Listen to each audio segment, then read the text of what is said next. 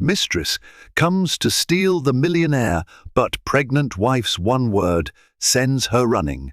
The opulence of wealth can hide many things, secrets, betrayals, and heartbreak that no amount of money can mend. Behind the sparkling chandeliers, elegantly laid out estates, and shimmering designer dresses lies a world in which cunning and deceit flourish just as easily as roses in a well-tended garden. This story delves into the hidden life of a millionaire couple whose gilded existence is torn apart by the arrival of a sly mistress on a mission.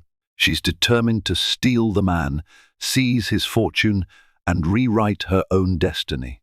But she never anticipated the pregnant wife's unwavering strength or a single word that would send her running. Marcia Dupont sat beneath a glimmering chandelier in the grand foyer of an estate known throughout the city simply as Ravenwood Manor. The mansion was perched on a hill overlooking pristine lawns and a private lake. Its marble floors seemed to whisper with the footsteps of countless visitors, from wealthy industrialists to foreign dignitaries.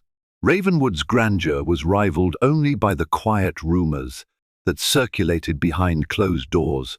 The owners, Roland and Serena Blackwood, were not only among the richest couples in the country, but also deeply in love, or so the world was led to believe. For years, their marriage had symbolized unity, respect, and a sense of genuine partnership. Anyone who witnessed Roland escorting his pregnant wife, Serena, to philanthropic events believed that they were the picture of conjugal perfection. Serena's charm was legendary. In her mid-20s, with a radiant smile that could light up a ballroom, she had been the darling of countless gossip columns, always talked about for her good deeds and down-to-earth personality. Roland, a businessman with an empire spanning real estate, technology, and fashion, was usually described as calm and meticulous, with a strategic mind that had turned him into a self-made multi-millionaire before he turned 35. But behind the polished doors of Ravenwood Manor, storms were brewing.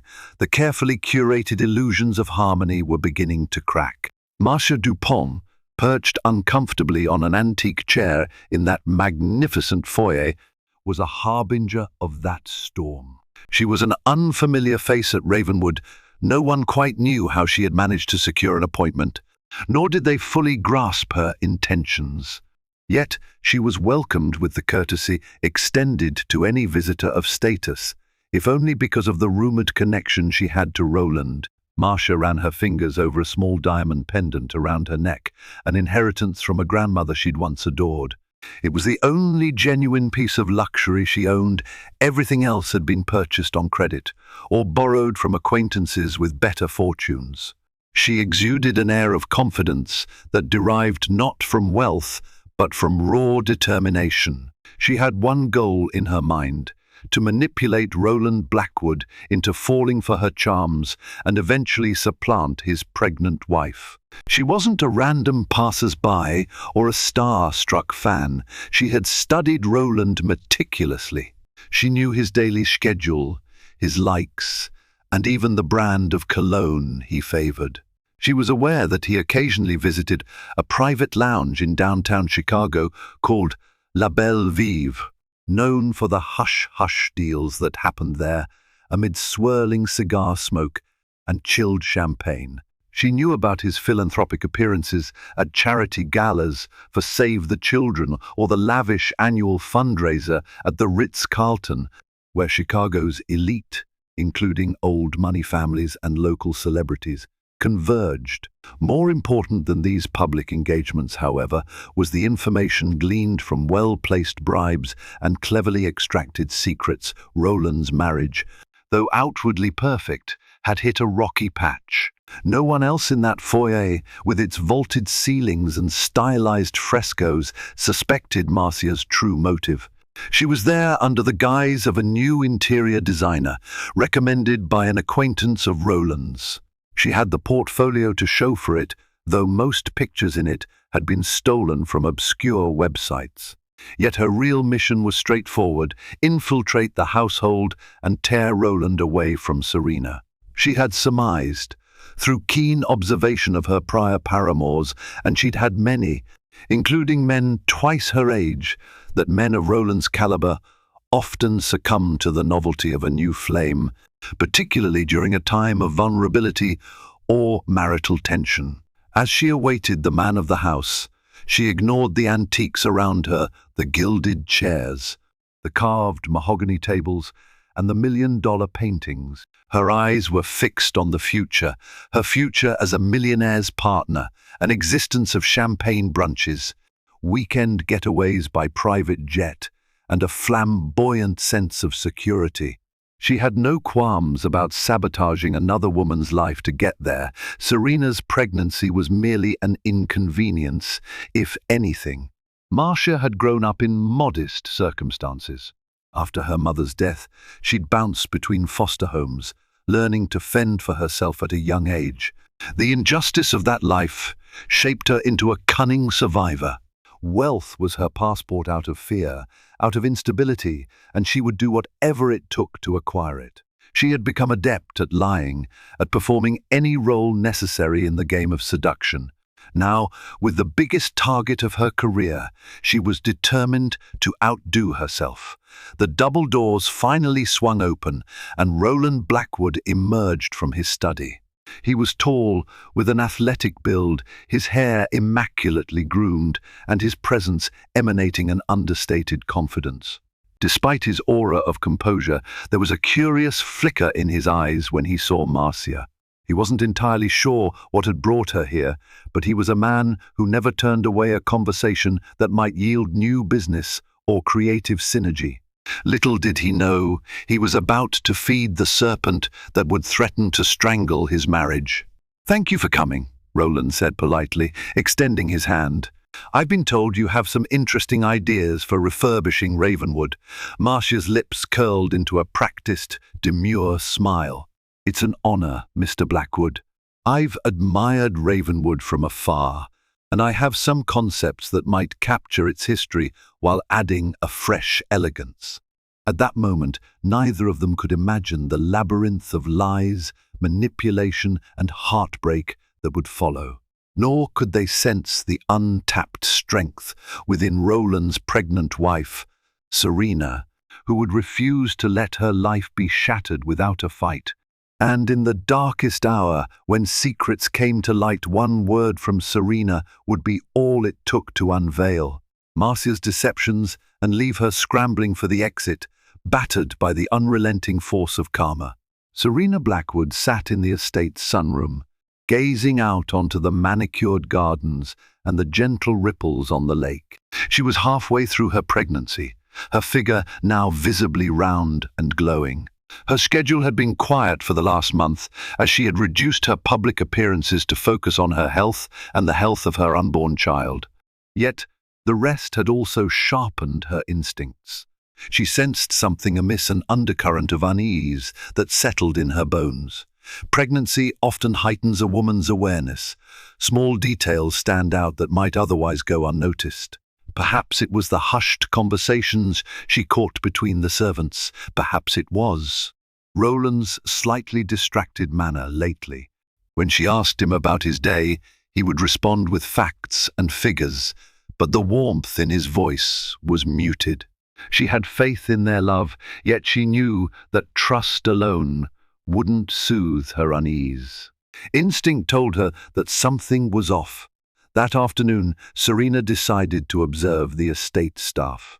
If rumors were circulating, the staff would be the first to catch wind. She walked through the hallways, letting her presence be casually known.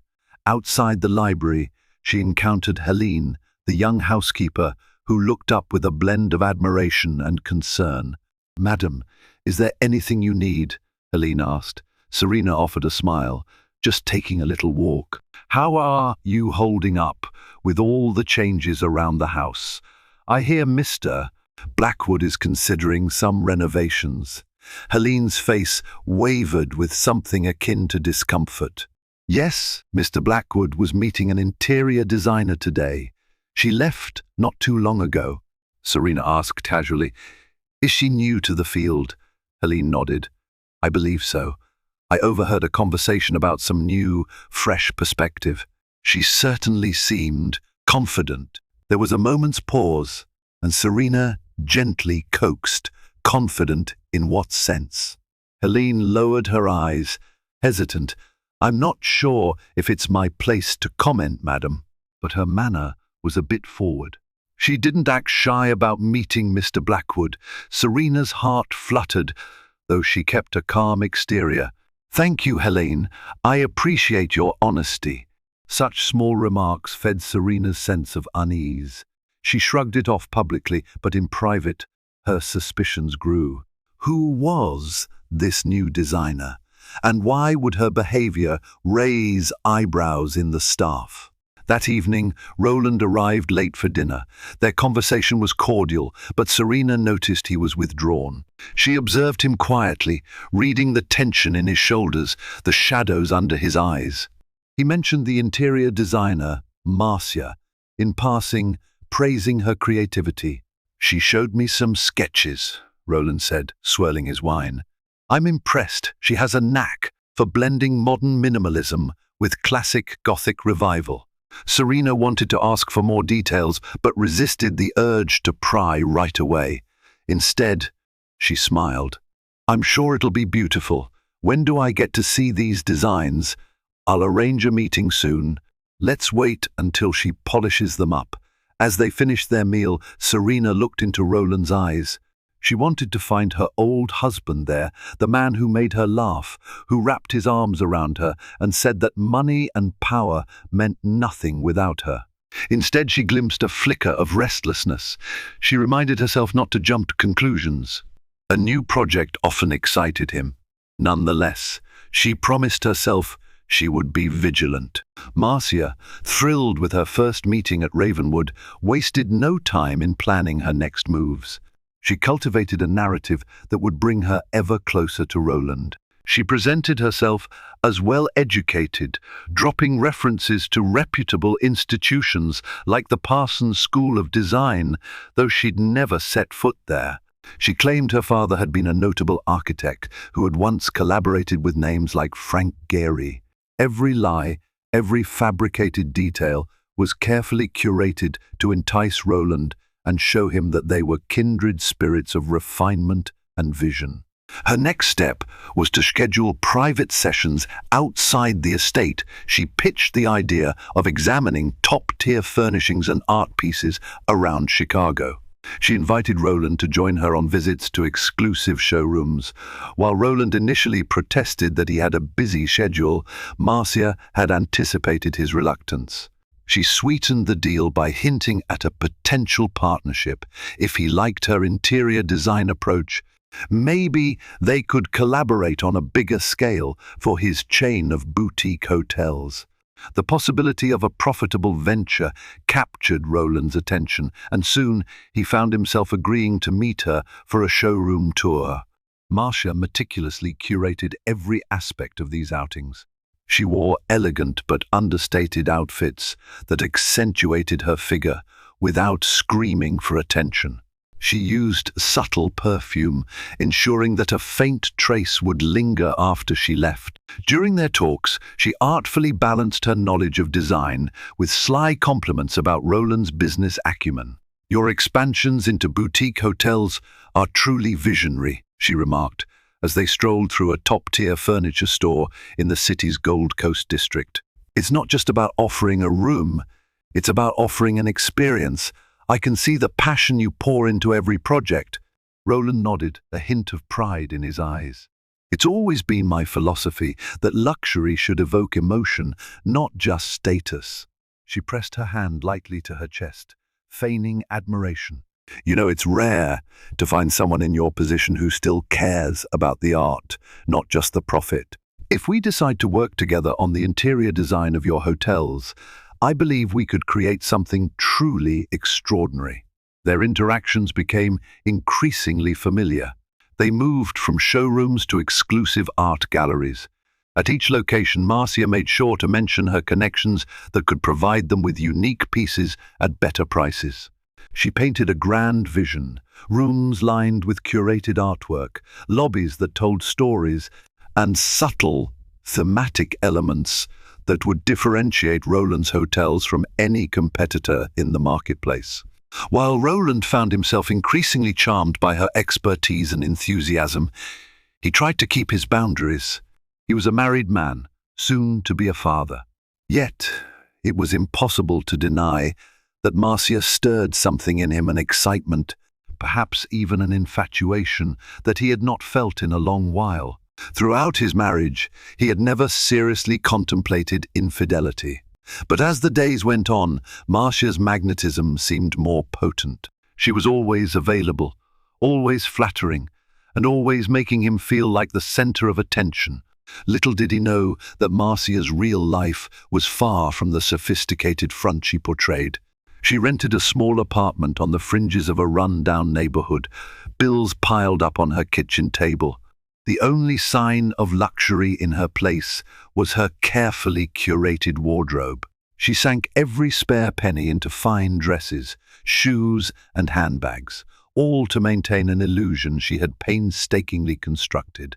She was a gambler, betting everything on her ability to secure Roland's affection and finances before her own resources ran dry.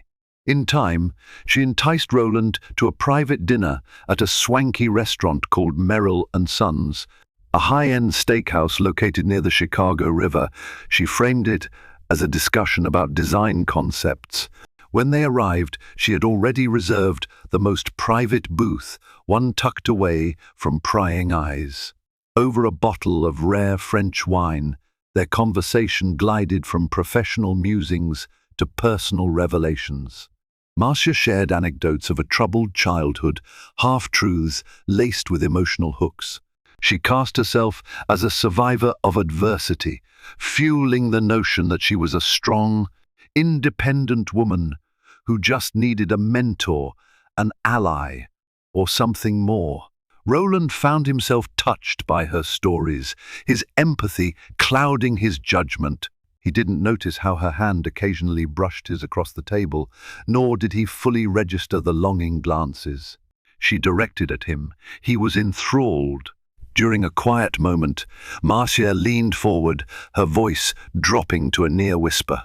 "You know, Roland, I've never met anyone who balances drive and compassion like you do," she said, letting her gaze linger on him. "Most wealthy men I've known are cold and mechanical, but you're different." He felt a surge of pride, but it was tainted by guilt. He was married, and his wife was pregnant with his child. Even so, he didn't reject Marcia's flattery. Instead, he rationalized that this was just harmless socializing with a potential business partner. But Marcia sensed that she was close to reeling him in. Every passing day she spent with Roland built an emotional bridge between them. His confidences, frustrations, and hopes were all gently siphoned by her. Still, she knew that the real obstacle was Serena. The thought of his loyal, beautiful wife, pregnant with his child, made Marcia bristle. She knew Serena was loved by the city's elite and fiercely admired by Roland's employees. If she wanted Roland to herself, she needed to erode the foundation of his marriage from within, ensuring that even the slightest crack she widened would become impossible to repair. Serena noticed the late nights. Roland no longer came home at the usual hour, often blaming meetings or client dinners. When she asked about the details, he offered brisk answers. Part of her wanted to believe that her husband was simply preoccupied with work. However, certain inconsistencies began to accumulate. Unfamiliar perfume clung faintly to his suit jacket. Text messages arrived at odd hours, prompting him to silence his phone discreetly. Shadows of doubt grew in Serena's mind, pushing her to consider the unthinkable. Was Roland seeing another woman? She tried to reason herself out of suspicion. Roland had never before given her a reason to doubt his fidelity. In fact, one of the qualities that had drawn her to him was his unwavering devotion. Despite the facade of the perfect life, Pregnancy had introduced tension they hadn't anticipated, her occasional emotional swings, the constraints on her ability to attend events by his side, her focus shifting toward the baby. Perhaps these changes weighed on him more than she realized, but the possibility that there might be someone else haunted her. She decided it was time to put her investigative instincts to work. She reached out to a close friend, Danielle, who was well connected in the social circuit. If there were rumors swirling around about Roland and another woman, Danielle might have heard something. They met for brunch at a chic cafe known as Le Petit Amour, a place frequented by business executives and socialites. Danielle arrived, air kissing Serena on both cheeks before settling in. After ordering coffee and a tray of pastries, Serena cut to the chase. "I need to know if there have been whispers about Roland," she said, trying to sound casual but failing to hide her anxiety. Danielle paused, searching Serena's face. "I have heard something, but I didn't want to believe it. It's a rumor that Roland's been seen with a younger woman. They've been spotted at a few galleries, a furniture showroom. I thought it was just business." Serena closed her eyes briefly, her heart pounding. "A new interior designer, right?" Danielle nodded. "Yes, that's the one, Marcia Dupont. She showed up out of nowhere, and she's been flaunting her connection with Roland to certain people around town. But it could still be purely professional, Serena." Serena swallowed hard, her appetite gone. "I want to give him the benefit of the doubt, but something feels wrong. And I'm scared." Danielle reached across the table, squeezing Serena's hand. "I'm here for you, no matter what. If you want, I can tap into my network to see what else I can find out. But be careful.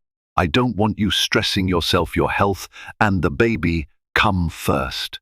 Serena nodded, tears threatening to well in her eyes. "Thank you, Danielle. Please, let me know if you hear anything else." She returned to Ravenwood Manor with her emotions swirling. On one hand, she deeply cared for Roland and their unborn child. On the other, she felt she couldn't ignore the signs. She decided that, for now, she would gather information discreetly, hoping that her worst fears would not be realized. That night, after dinner, Serena proposed they spend some time together, but Roland politely declined, citing fatigue. She suggested a quiet stroll by the gardens, a nightly ritual they once cherished. He hesitated before finally agreeing. As they walked under the moonlit sky, Serena tried to gently open him up. "You've been so busy lately, Roland. I miss you," she said softly, her voice laced with vulnerability. He looked away, guilt flashing in his eyes. "I know, Serena. I've just got a lot on my plate with these new projects." She nodded. "I understand. But please don't shut me out. I want to support you." Roland forced a smile. "I appreciate that." Yet something in his tone sounded hollow. Serena decided not to press further that night. She recognized his unease and suspected that a direct confrontation would only drive him away. Yet she also sensed a fleeting glimpse of guilt and conflict in him, a sign that perhaps the situation was not too far gone. If she could speak to Roland openly, if she could remind him of the love they had built, maybe she could salvage their marriage before it crumbled. Marcia was not the type to sit back and wait for destiny to unfold. She believed in orchestrating her own fate. As Roland's attention toward her grew more evident, she began to escalate her tactics. She arranged dinners under the pretense of reviewing design plans. She invited him to exclusive events that she claimed would be beneficial for his business network. Under the soft glow of candlelit tables or amid the pulsating energy of high society galas, she inched closer and closer into his personal space. One evening, she hosted a small gathering at her rented apartment, branding it a design preview night. She lured Roland by promising that a few renowned designers and potential investors would be in attendance. In truth, she only managed to fill the cramped space with a few acquaintances posing as guests. She dressed her apartment in borrowed decor, ornate centerpieces, plush throws, and expensive-looking rugs. All illusions curated for Roland's eyes. When Roland arrived, he was struck by the sophistication she had conjured. The low light, the carefully selected music, and the enticing aroma of catered hors d'oeuvre created an atmosphere that felt both intimate and seductive. A handful of people mingled, sipping champagne, but Roland noticed the staged nature of it all. Still, he was intrigued. He recognized her resourcefulness. She had turned a modest space into something special. Midway through the evening, Marcia found a moment to draw Roland aside. She handed him a flute of champagne, tilting her head so her hair fell gracefully over her shoulder. "So, tell me," she said, her voice low, "am I living up to the expectations of this partnership?" Her proximity, the sparkle in her eyes, the subtle perfume. Roland felt a jolt of conflict. His rational mind screamed that he was treading dangerous waters. Yet his heart thudded with an addictive rush of newness. He told himself it was simply excitement about a promising collaboration, but deep down, he knew it was more. He cleared his throat, stepping back slightly. "You're quite impressive, Marcia. I have to admit that." She leaned closer again, feigning interest in a painting on her wall. "I believe we both have the potential to do amazing things, Roland." He sipped his champagne and felt his phone buzz in his pocket. He glanced at the screen. It was Serena. A pang of guilt made him tense. He wondered what his pregnant wife was doing, likely at home, resting, perhaps waiting for him to return. He thought about ignoring the call, but decided to answer in a corner, away from the crowd. "Hey, honey," he said, trying to sound casual. "Is everything all right?" Serena's voice was soft, tinged with concern. "I'm fine. Just wanted to see if you'd be home soon." "You didn't mention a meeting this late." Roland glanced over at Marcia, who watched him intently, her eyes scanning him like a predator reading prey. "I'm at a design preview event," he said, his voice cracking with forced calm. "It came up last minute. I'll be home soon." He ended the call and stared at his reflection in a window. He barely recognized himself clutching a glass of champagne in some woman's apartment, feeling the gravitational pull of infidelity. He knew a line existed, and he was quickly nearing it, if not stepping over it already. Marcia approached, an unreadable expression on her face. "Everything all right?" she asked in a tone that was deceptively gentle, yet coiled with tension. Roland nodded numbly. "Yes, just my wife checking in." She gave him a look that dripped with calculated sympathy. She must be so worried, being pregnant and all. It can't be easy. He tensed, unsure if he detected a veiled taunt. "No, it's not easy for her. That's why I should probably head back soon." Marcia didn't argue. Instead, she brushed a hand over his shoulder in a fleeting gesture of comfort. "Of course. We'll have more time to finalize details next week." He left feeling an intense swirl of emotions, arousal, guilt, curiosity, shame. Marcia was adept at leveraging just the right blend of seduction and professional courtesy, leaving him with no definitive excuse to cut ties. He rationalized that he was too invested in the design project to sever things abruptly. Moreover, a voice inside him admitted a truth. He didn't want to let her go yet. With each day, Serena grew more certain that something was amiss. Roland's mood swings were increasingly stark. Sometimes he was overly attentive, as though compensating for a hidden guilt, and other times he was distant, lost in his own world. She didn't want to believe that the man she loved, the father of her unborn child, was on the verge of betraying her. Yet the evidence was accumulating. In a quiet act of desperation, she looked through the logs of the family chauffeur who often drove Roland to business appointments. She discovered an unsettling pattern of visits to unfamiliar addresses, restaurants, and galleries places. Serena had never heard Roland mentioned before. She confronted the chauffeur discreetly. The man hesitated but ultimately confided that some of these trips were indeed to meet with Marcia Dupont. One evening, when Roland was out for what he described as a late meeting, Serena felt her nerves on edge. She hadn't been sleeping well, and the stress was beginning to wear on her. She decided to distract herself with a routine task, and began sorting through the pile of mail that had accumulated on Roland's desk. Most of it was business correspondence, invitations, and requests for charity appearances. But in the midst of it all, she stumbled upon a small envelope addressed to Roland in elegant handwriting. No sender information was visible, just a subtle flourish of an M in the corner. Her heart hammered as she opened it, half expecting a direct admission of love or lust from this shadowy woman who had invaded her marriage. Instead, she found an intricately designed invitation to an event celebrating emerging visionaries in modern design, to be held at a private art gallery downtown.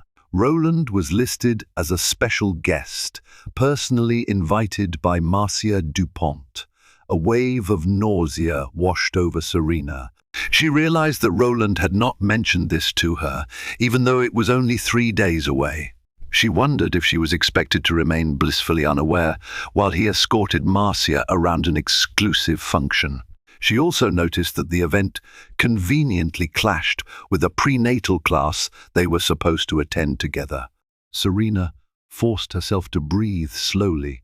She reminded herself that in the absence of confirmation, this was still conjecture, but she felt an overwhelming urgency to protect her marriage, her unborn child, and her own sanity. That night, she waited for Roland to return, tears brimming at the corners of her eyes. She decided that if he didn't come clean this time, she would muster the strength to confront him directly. When he finally stepped through the grand entrance of Ravenwood around midnight, Serena was on the living room couch, the lights dimmed. He stopped in his tracks upon seeing her awake and obviously distressed. "Why are you still up?" he asked, concerned. Serena held up the envelope. "I found this on your desk." He glanced at it, recognition sparking in his eyes. "Oh, that! It's just a design event, nothing major." She bristled, struggling to maintain composure. "If it's nothing major, why hide it from me?" Roland sighed, looking away. "I wasn't hiding it, I just forgot to mention it. There's been a lot on my mind." Serena felt anger and sorrow whirling inside her. "We were supposed to attend a prenatal class that night." He ran a hand through his hair, clearly uneasy. "I know, and I was going to talk to you about rescheduling. It's a big networking event for the hotels. It's important." Serena's voice trembled. "I'm not important. Our baby's not important. We made these plans weeks ago, Roland." He stepped closer, placing a hand on her shoulder. "Look, Serena, I'm under enormous pressure right now. I'm trying to expand, secure deals, keep everything afloat. This design event could open doors." She couldn't restrain her emotions any longer. "Is it about the event, or is it about her?" Roland froze. "Her? Who?" "Marcia Dupont," Serena spat out, tears sliding down her cheeks. "Don't lie to me. I know you've been seeing her outside of work, going to all sorts of places you never mention. The staff is talking. People in the city are talking. How could you do this to me now when I'm pregnant with our child?" He stiffened, guilt etched across his face. "Serena, it's not what you think. She's just a designer I'm working with, someone with great ideas. I might have let it get a bit personal, but nothing's happened." Serena clung to a shred of hope. "Then prove it. Stop seeing her outside of professional settings. Bring the meetings back to the estate. Let me meet her. Let me see for myself." Roland hesitated, his eyes flicking away, which confirmed Serena's worst fears. "It's complicated," he said. She inhaled shakily, stepping away from him. "Complicated how? Because you're falling for her?" He opened his mouth, but no words came out. The silence was damning. Serena felt her chest tighten, her vision blur with tears. Without another word, she left the living room. Roland didn't pursue her. In that vacuum, she was certain that she stood on the precipice of losing her marriage. Yet a part of her clung to the strength she had always treasured within herself. She thought of her unborn child and vowed that she would not go down without a fight.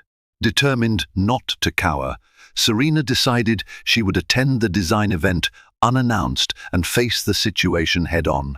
She informed Danielle of her plan, who insisted on accompanying her. On the night of the event, Serena donned a sophisticated black gown that gracefully draped over her baby bump. Though she was well into her second trimester, her posture and composure radiated confidence. It was important for her to appear strong for herself and for her child. Danielle helped her navigate the crowd of well-dressed patrons at the private gallery. The space was filled with contemporary art pieces, each with a minimalist yet provocative flair.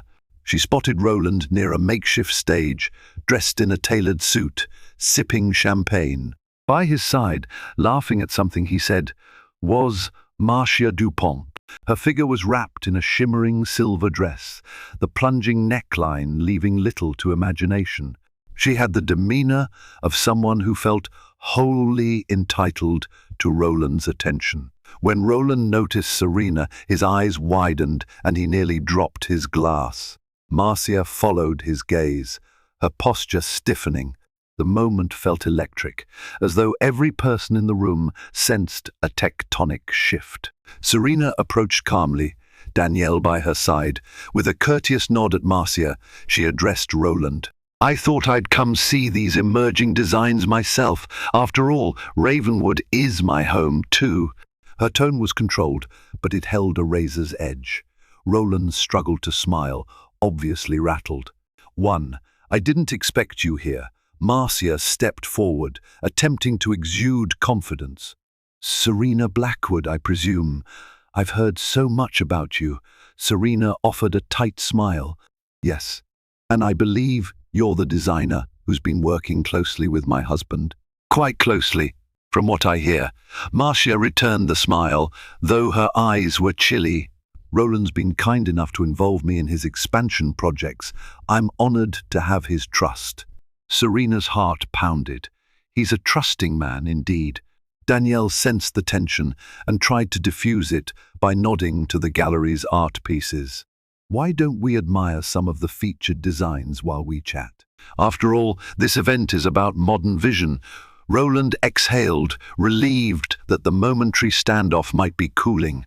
He gestured to a series of sketches mounted on the wall. "These are some proposals for boutique hotel interiors," he said, addressing Serena. Marcia designed them. Serena examined the sketches carefully.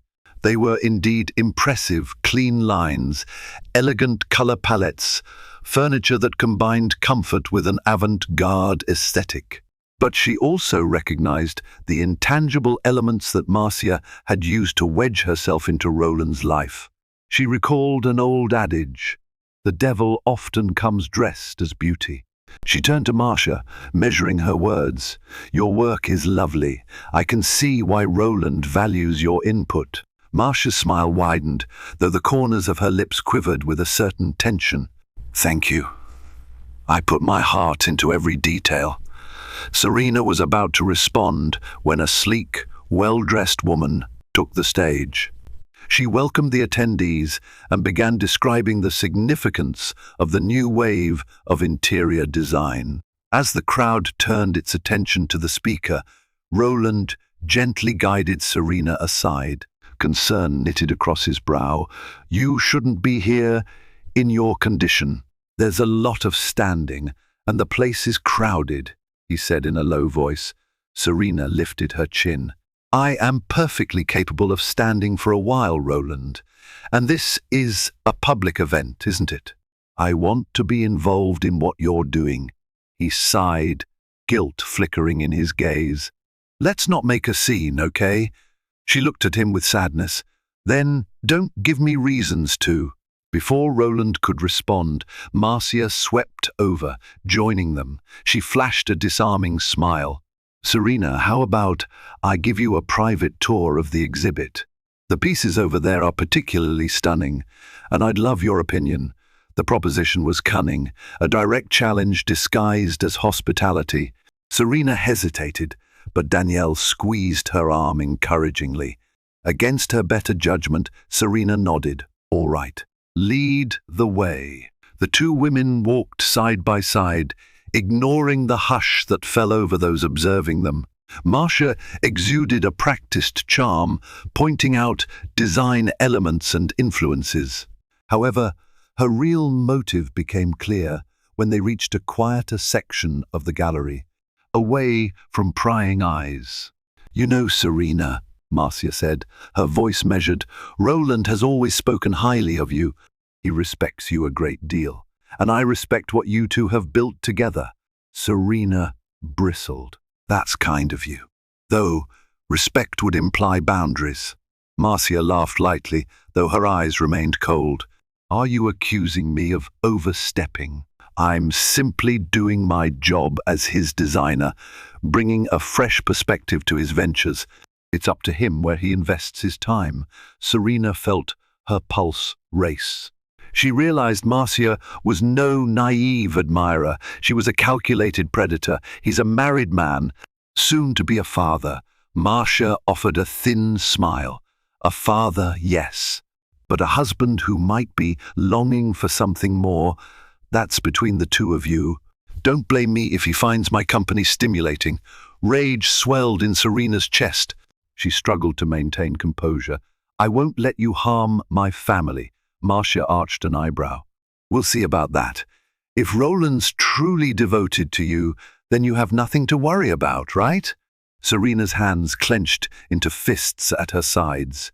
She took a step back, reminding herself to breathe for the sake of her unborn child. "I've dealt with all sorts of challenges in my life. Don't assume I'll let you walk away unscathed." Marcia's lips curved into a smug smile. "I never assume. I observe, I adapt, and I conquer. Good luck, Serena. May the best woman win." With those words, she turned away and vanished into the throng of partygoers. Serena stood there, her heart pounding, tears threatening to spill. She had come face to face with the woman who aimed to destroy her marriage. In that moment, she pledged she would not succumb to fear or sorrow without a fight. If Marcia wanted a battle, she would get one. Marcia wasted no time intensifying her hold on Roland. She arranged private design dinners, claiming they'd help finalize his boutique hotel plans. In reality, each meeting grew more intimate under dim lights and soft music. One night, she invited him to a design preview at her apartment, a cramped space cleverly staged with borrowed decor. Roland noticed the forced elegance, but felt a strange mix of excitement and guilt as Marcia showered him with attention. Midway through, Serena called, anxious about his late-night absence. Guilt tore at him. He felt he was crossing a line but couldn't pull away. Marcia, standing close, pretended concern for his pregnant wife while reminding him of their unmatched creative synergy. Her calculated charm overwhelmed his better judgment. Torn between loyalty and desire, Roland left feeling ensnared, too wary to continue yet too intrigued to stop. The main sitting room of Ravenwood was prepared for a formal presentation of Marcia's design proposals. Serena watched from a distance as staff arranged fabric swatches and design boards on a polished table. When Marcia arrived exuding confidence in a tailored outfit, Serena forced a polite greeting, while Roland hovered nearby, tense but determined to see this through. Marcia's presentation was polished and professional, though she seemed to address Roland more than Serena. Each subtle touch on his arm and the pointed glances in his direction fueled Serena's suspicions.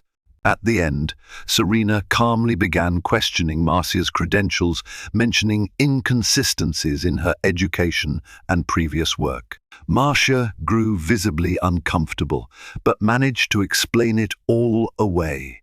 Sensing the growing strain, Roland tried to steer the meeting back on track, but the atmosphere was already charged. Serena refused to let Marcia sidestep her questions. This was her home, after all, and she would protect it. When the meeting finally ended, Marcia packed her portfolio with a tight smile, leaving behind an undercurrent of hostility. Alone with Roland, Serena confronted him about the tension.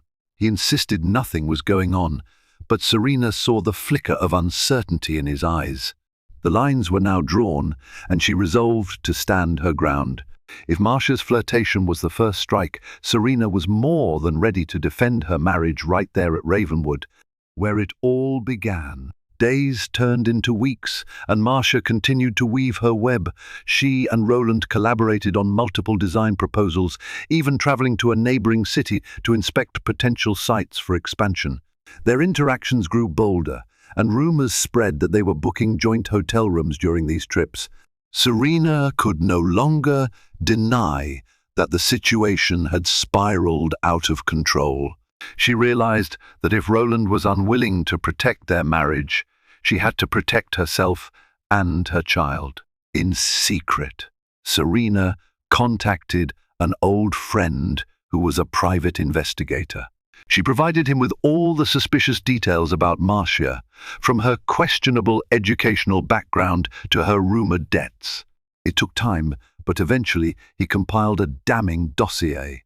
Marcia had a history of targeting wealthy men, ingratiating herself under various pretenses, sometimes as a business consultant, sometimes as a designer, occasionally even as a life coach.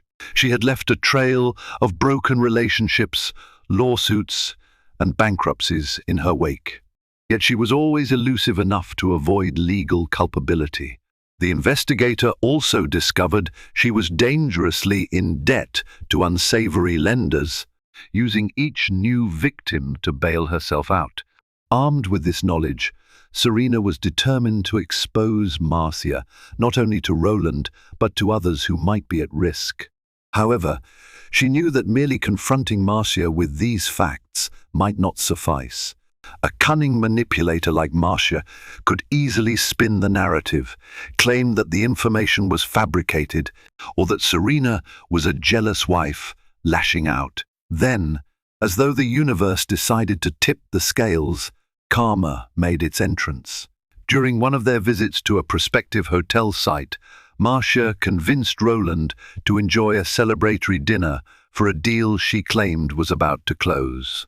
She had, in reality, borrowed a massive sum of money to stage a lavish night, renting a VIP room in a high-end restaurant, hiring photographers to pretend they were paparazzi, and commissioning a forged letter of intent from a supposed investor in Europe.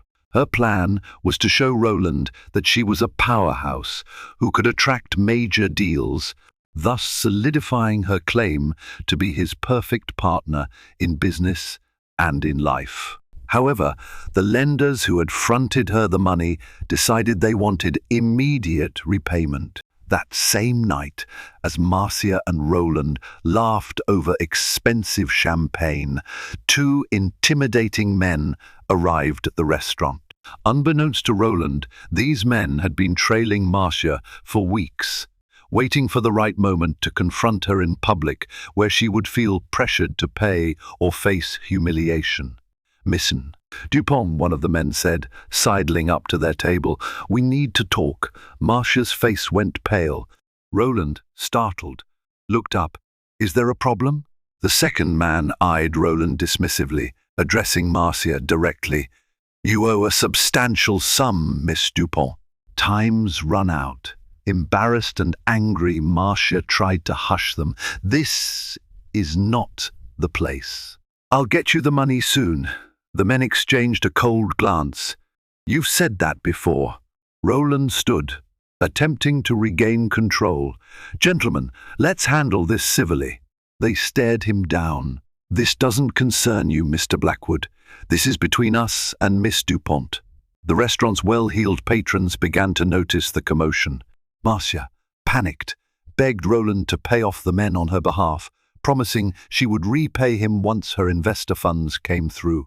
Realizing that he was now entangled in a scandalous scene, Roland hesitated, but he had come too far to back out gracefully. Against his better judgment, he wrote a check to settle Marcia's debt, much to the men's satisfaction. Once they left, Roland turned to Marcia, appalled. "What in the world have you gotten yourself into? Who are these people?" Marcia fumbled for an explanation, tears in her eyes. She concocted a tale of short-term cash flow issues and a big European deal that was due to finalize any day now. She painted herself as a victim of circumstance, professing gratitude for Roland's kindness. Yet, seeds of doubt finally rooted in Roland's mind. This was all too suspicious, too shady, and he realized how precarious his situation had become. Still, Marcia had a stranglehold on his emotional vulnerability. He felt partly responsible for her. He rationalized that once the big deal materialized, everything would be fine. But karma wasn't done yet. The next morning, Roland returned to Ravenwood. His eyes were heavy with exhaustion, and he looked visibly shaken. Serena took one look at him and sensed that something dramatic had occurred. She debated whether to confront him with the dossier on Marcia right away or to see if he would come clean on his own. They sat down in the breakfast nook, the aroma of fresh coffee hovering between them. Serena steeled herself. "Roland, we need to talk," he exhaled, nodding wearily. "I know." Before he could continue, Serena laid the investigator's file on the table. "This is about Marcia. You need to see what she's done in the past and what she's been doing now." Roland's jaw clenched. He opened the file hesitantly, scanning the pages. Photographs, bank statements, and testimony from past victims formed a mosaic of deceit. With each new revelation, his face twisted between shock and anger. He realized how thoroughly he had been played, how Marcia had systematically preyed on his trust and lured him into a financial and emotional labyrinth. "Where? How did you get all this?" he asked, voice trembling. Serena answered calmly, "I hired a private investigator. I needed to know who this woman was and how dangerous she might be." Roland shut the file, burying his face in his hands. Guilt and shame warred within him. He had nearly thrown away his marriage for a carefully orchestrated illusion. "Serena," he choked out, "I'm so sorry. I've been a fool." Tears glistened in Serena's eyes. "I'm not the one who needs your apology most. It's our child. But I accept it if you show me you mean it. If you're willing to cut her out of our lives immediately." He swallowed hard.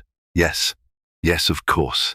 I'm done. I'll call off any business deals, block her number, do whatever it takes." She exhaled, relief flooding her. For the first time in weeks, she felt hope. "Thank you," she whispered, her hand drifting to her pregnant belly. She paused before adding, "It won't be easy. She may try to manipulate you again, or threaten you with blackmail, but we'll face it together." Roland reached for her hand, a wave of regret overpowering him. "I'll make it right." Meanwhile, Marcia was unaware that her fortress of lies had crumbled overnight. Still believing she retained a hold on Roland's heart and bank account, she decided to make a brazen move. She arrived at Ravenwood unannounced, breezing past the hesitant staff. She felt emboldened by the check. Roland had written to clear her debt. Surely he was completely under her spell now. She found Roland and Serena in the estate's grand foyer, standing side by side. The tension in the air was palpable. Roland's posture was stiff, but determined. Serena's gaze was fierce, protective. "Oh, Serena," Marcia said, feigning surprise. "I didn't expect to see you here, in the middle of the day." She turned to Roland, voice dripping with false warmth. "I came to tell you the investor wires are being finalized. You'll have your money back in no time, and our collaboration can proceed without interruption." Roland's expression turned cold. "No, Marcia. Our collaboration is over." Marcia blinked, momentarily thrown off. "Over. But we have so many projects in motion. We had plans. Serena took a step forward. Her belly was clearly visible, a potent reminder of the stakes at hand. We know who you are. We know what you've done. Marcia's eyes darted between them, searching for a lifeline. I don't understand. Roland lifted the investigator's file. Don't lie. We've got everything. Your scams, your false credentials, your manipulations. Marcia's composure wavered. She realized that the game was up. In desperation, she tried one last trick, painting herself as the wronged party. Roland, you can't believe all those lies. I would never hurt you. I love you.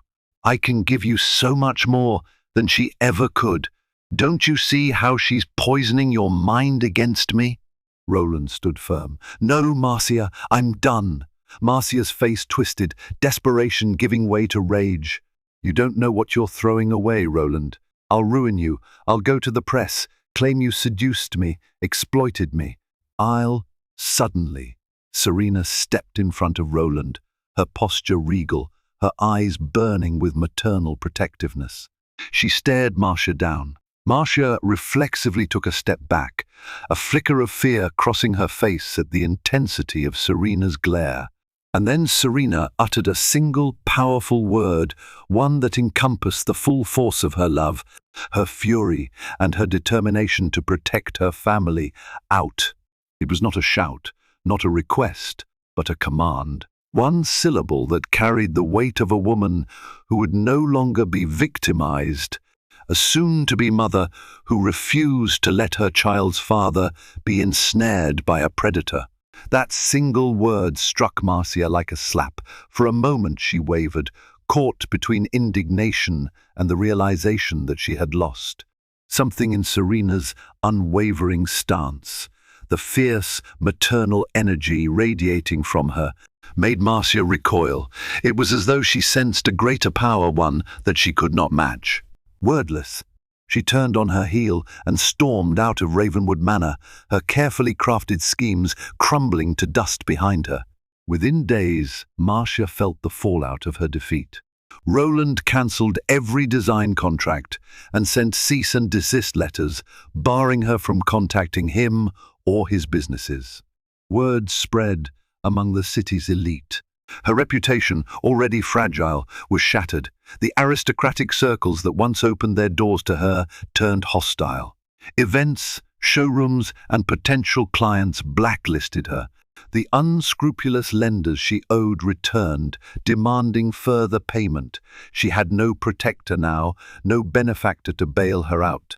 She was left vulnerable and destitute, haunted by the knowledge that she had lost the biggest mark of her life. Meanwhile, Serena and Roland began the slow process of mending their relationship. It was not simple. There were nights of arguments, tears, and soul-searching. However, the ordeal also forced them to confront weaknesses in their marriage that they had previously overlooked. In time, they found a deeper, more honest understanding of each other. Roland vowed to never again take Serena's love for granted or allow a stranger to drive a wedge between them. When Serena finally went into labor some weeks later, Roland was by her side, holding her hand, praying for the safe arrival of their child. In the hospital room, amid the beeping monitors and sterilized walls, they welcomed a baby girl into the world. As the tiny infant wailed her first cry, the burdens of betrayal and doubt seemed to lift. Serena cradled the child in her arms, tears of joy streaming down her cheeks, while Roland gently kissed his daughter's forehead. Marcia's name was never mentioned in that hospital room. She had become a fleeting spectre of misfortune, a hard lesson about the vulnerability even the wealthy could face. In the months and years that followed, the story of the mistress who tried to steal the millionaire circulated through Chicago's high society as a cautionary tale. And though some might have relished the drama, those who truly knew Serena Blackwood admired her for standing firm, for speaking a single word that shattered an illusion and preserved a family. Thank you for joining us on this tumultuous journey into a world of deception, heartbreak, and ultimate redemption. We've witnessed how ambition can twist minds, how trust can be tested, and how one woman's resolve to protect her family proved more powerful than any mistress's cunning. In the end, the truth prevailed, the false beauty of lies was exposed, and karma delivered its final blow. Most importantly, we learned that a marriage tested can become stronger, and that a new life, their baby girl, symbolizes hope for a better, more honest tomorrow. If you found yourself enthralled by the twists, turns, and dramatic showdown that unfolded at Ravenwood Manor, don't forget to like this video, share it with friends who love a captivating story, and most importantly, subscribe to our channel for more tales of suspense, love, and unexpected triumph. Thank you for watching, and until next time, stay vigilant and stay inspired.